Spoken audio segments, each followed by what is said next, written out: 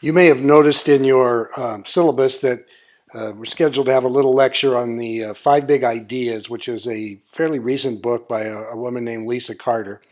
And I got a chance to hear her speak a couple years ago, and I was really impressed by her ability to take some of these complex issues and really break them down into bite-sized things that we can really go after. The book is only about 115 pages long, and she goes through as the title would suggest, 5 big ideas for transforming schools. And I wanted to spend a little time with you in this lecture just on her first big idea. And that is to institutionalize the total instructional alignment process.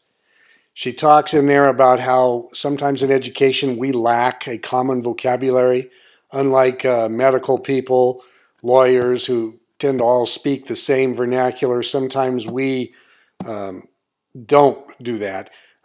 One typical example is the word alignment. It gets thrown around a lot in education circles, but we would probably have lots of disagreement even within our group here about what that really means and what does alignment really look like in schools. So for Carter's purposes, alignment means ensuring that what we teach, what we assess, and how we teach are all congruent. This kind of brings forward the question. Anytime you talk about aligning assessment with instruction, people say, oh, you're going to teach to the test. And Carter is proactive in taking that argument on, and she says she's in agreement that teaching to a test is not only immoral, but probably illegal. Because what it really means is some teacher has questions and answers to a test and provides her or his students those answers. I don't think any of us would argue that that's good practice. However, she says the very different practice is teaching to the tested concept. And she says not to do that is also immoral. She talks about three interconnected steps as she talks about this total alignment of instructional practice. And that's alignment of the system, alignment of standards, curriculum, and assessment, and alignment of instructional practice. When we look at alignment of the system, we want to consider three different components. First, teachers have to understand how what they do connects with the work of others in the system. Usually we look at this in terms of vertical teams, and I know a lot of you have been involved in that kind of study within your school districts. But for example, second, third, and fourth grade teachers getting together to be sure that they're all in complete agreement and understanding about what, let's say, language arts skills those children are going to master at each of those three grade levels. Certainly a math department, for example, at the secondary level would have vertical alignment meetings so that there can be complete understanding and agreement about the mastery of concepts within that total math curriculum. Some of the biggest battles I've ever seen were in joint meetings of middle school and high school math departments. And I think we've all advanced a little bit beyond those days, but there used to be so much finger pointing. I used to kind of frown whenever I was assigned to facilitate one of those meetings. I felt more like a gunfighter sometimes than I did a facilitator. Secondly, and it goes hand in glove with that, is Carter kind of looks at this as a learning ladder model, where that ladder has rungs that a child climbs to progress through the system. And if a teacher somehow does not get one of those rungs installed for a child or for a class of children, then that child or those children will have a very difficult time moving up the ladder because he or she or they will come to a place in the ladder where there's a large gap. And I think that's a pretty simple model, but I think it's a real good visual one. And thirdly, Carter talks a lot in her book about how she thinks we need to totally redesign our school day and our school year to meet the needs of all students. And she says that our traditional system simply was not designed for that purpose. I think she's right there because we would all acknowledge that the school year was structured around an agrarian model where we had to get those kids out of school during the summer to help in the fields. And then later, as we became more of an industrial society, we kind of used the factory model where we more or less put kids on a conveyor belt and move them down through a system and kind of bolt parts on them as they go. In other words, add skills to them as they go down the conveyor belt. And I think Carter's right in her assertion that is long overdue that we overhaul that system. When she talks about aligning content standards, curriculum, and assessment, she says there's two really important ideas that we have to address. And that is, first of all, we have to know what we're aligning that curriculum to. And it's state standards in all states in the union except one currently. Many states, as you know, have adopted the Common Core state standards. However, that continues to be a political football. Colorado, as we speak, is still in the race with that. But there are some states who have opted out fairly recently, and we'll explore those CCSS as we go through the course a little bit, and we'll even have one unit where we do some unpacking of those. I'm sure some of you have had considerable experience doing that. But the second part is teachers have to have a real deep understanding of exactly what students are expected to learn and how we're going to know how they've learned that. In other words, how are they going to be assessed? Those of you who have some PLC background, you know that those are two of the three tenets of PLCs. Now there are actually four, I guess, but we'll get to that later in the course. But certainly that's the backbone of this whole thing, and that knowledge that teachers have has to be real deep. She talks about the different types of assessment. We'll go into this in more detail later, but just quickly, she's talking about formative assessments. And when we talk about formative assessments in education, we're talking about assessment for learning. In other words, teachers use those assessments to determine how students are doing in approaching the mastery of the standards involved. They don't have to be sophisticated type tests. It can simply be checking for understanding during a class period. It can be teacher-derived quizzes or projects, problem-based situations. It could be a teacher-constructed unit test. The summative tests are the more formal ones. They're the heavy-duty ones as far as high stakes right now, and they are usually developed and administered by the state. The feds, as you know, are deeply involved in that with the advent of No Child Left Behind back in 2002. And the problem with using those for meaningful adjustments in instruction is that the feedback loop is so slow that we don't get the results back in time to do anything about it with the kids we're currently working with. So that led to a kind of third tier, if you will, of testing that we'll call interim. And these tend to be purchased from textbook or testing companies, and they are intended to be close to summatives in their format. And quite frankly, they usually serve kind of as practice tests to get ready to take summatives. The big deal about them is the feedback loop time has been reduced. We usually use technology to administer those tests, and we get feedback results back pretty quickly on them.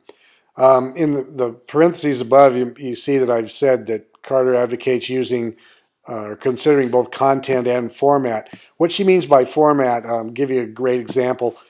Spelling. If our instruction is always having kids write spelling words that we dictate to them, but then on an assessment they are asked to pick in a multiple choice fashion one word out of 5 that is misspelled. Those formats are not congruent, and so that kind of interim assessment, if you will, would not lead to a very productive summative assessment if they were not in the same format. So that's what we mean by that. Talking about alignment of instructional practices, there's that old adage, when the door closes, who knows what goes on in that classroom. It's completely up to the discretion of the teacher.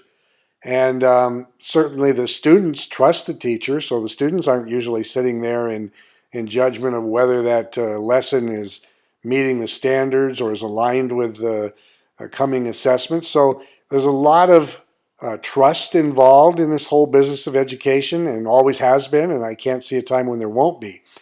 In order for teachers to do a really good job with all this kind of alignment, they have to have the necessary tools. They have to know how to unpack a standard, to break it down into a unit plan. They have to know exactly what the standards are. They have to have had some agreements about what the vertical alignment role will be for them in their school or in their department.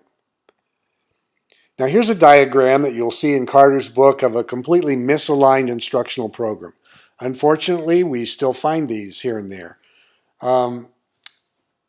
You'll see here that there are 3 circles. It's a Venn diagram. I can remember studying these way back in junior high math, wondering what practical value that would ever be to me, and now I know, because every time I turn around and see an education book or a periodical review or something, there's a Venn diagram in it. But anyway, for our purposes here, the instruction circle refers to the taught curriculum. Now, Marzano uses a similar model, and he would call that the implemented curriculum, but it's the same thing. The curriculum circle is the intended curriculum. Marzano calls it the same thing, the intended curriculum. That's the curriculum as it is written, the standards, if you will. And that bottom circle is the assessment curriculum. That means how that curriculum is going to be assessed. Marzano would call that the attained curriculum. Now here you see a totally aligned instructional program, and now we have 3 circles that are oriented very different from that previous diagram. You can see quickly here that there's a relationship among those 3 areas. It's very different from what we just saw. So kind of keep this in your mind's eye, if you will, as I go to the next slide. The size of the circles is very telling. That largest circle is the instruction circle, and it fully encompasses the other 2, which kind of means that teachers can certainly feel less than restricted by a high-stakes test. They can add things. Sometimes teachers have those little pet projects that they want to do. Hopefully, those projects support the curriculum and add to the overall experience and maybe even enrich it. But I think there's a fear that we've become so prescriptive that teachers don't have any discretion at all, that they can't use their professional judgment. And in a really carefully aligned model, they can. The only restriction there, of course, would be time. How much time do they have to do that? The curriculum circle is nested completely inside the instruction circle. Let's go back and take a quick look. You can see that middle circle is completely in the instruction circle. There's not a bit of it that's hanging out over the sides. And what that means is all of that has to be taught. The teacher has no discretion about leaving some of that prescribed curriculum out.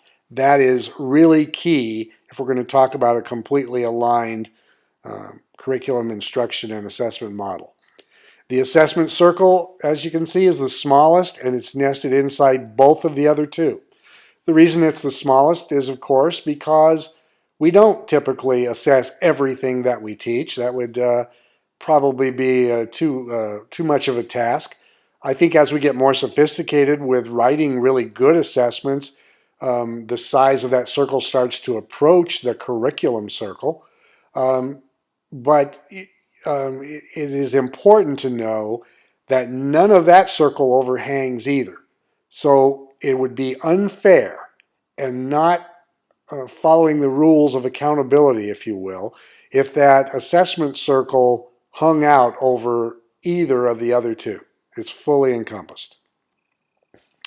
Now, the second part of Carter's proclamation there was not just to align that system, but to institutionalize it.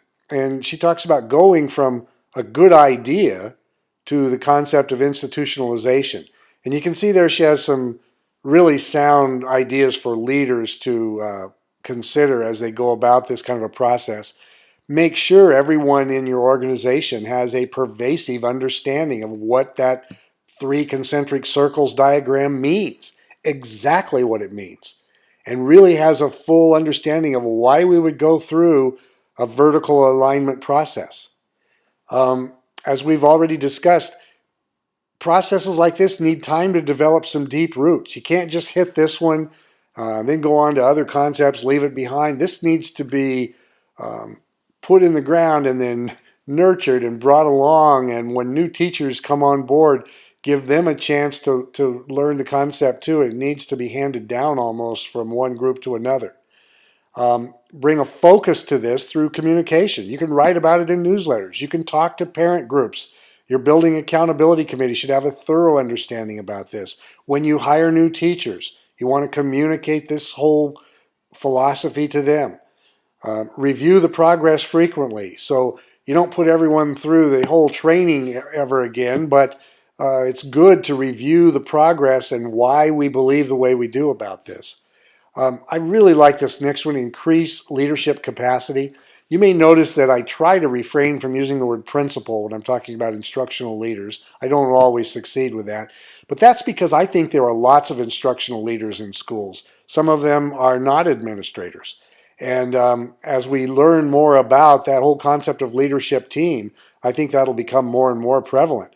But the more people that you could bring around in your building to be able to present this concept and discuss it intelligently, the stronger your organization is going to be.